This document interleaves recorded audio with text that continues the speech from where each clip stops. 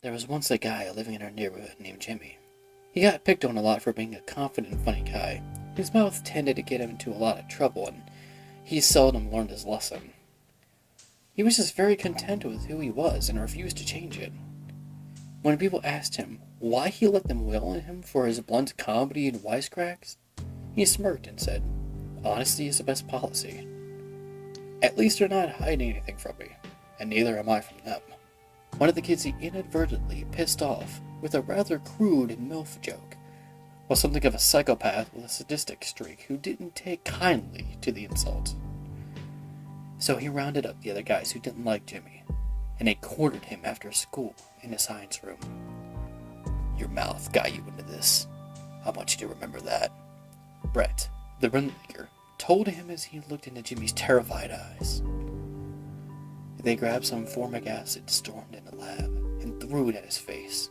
They stood around, watching him scream in agony as it ate through his flesh before sniggering and running away, pretending to be concerned and wanting help for him.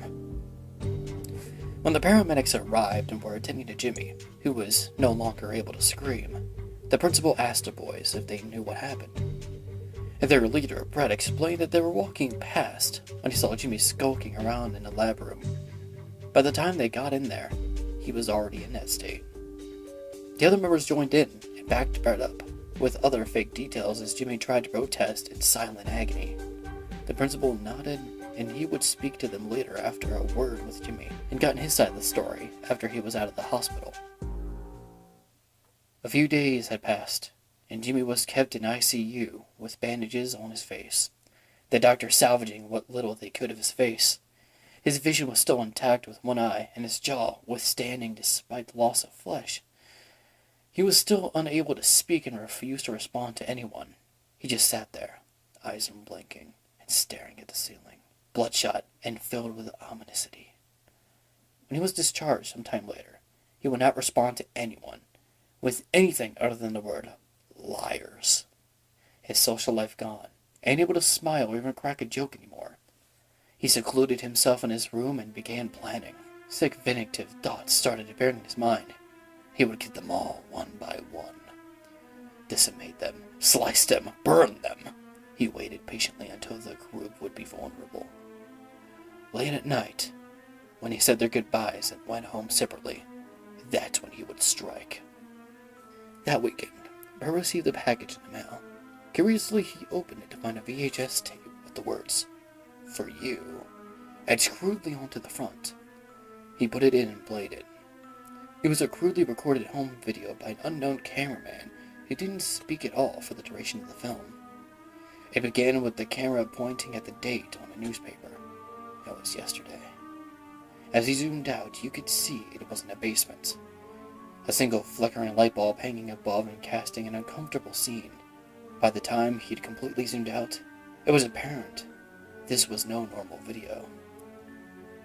In front of the cameraman, and on his hands and knees, was one of Brett's friends. He was naked, a dirty blindfold around his face and a crude gag on his mouth. He was covered in blood, horrific burns, lacerations and wounds. One particularly large one on his back stood out that almost looked like a word. The cameraman, with gloved hands, took the gag out of the crying boy's mouth, and immediately he begged to go home.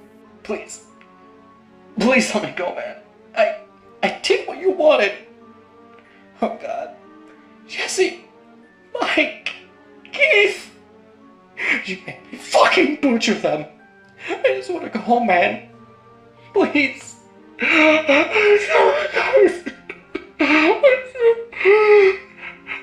so sorry. He just kept repeating it over and over, rocking back and forth as he did so. Bart's legs began to shake, and he felt the bile rise from his stomach.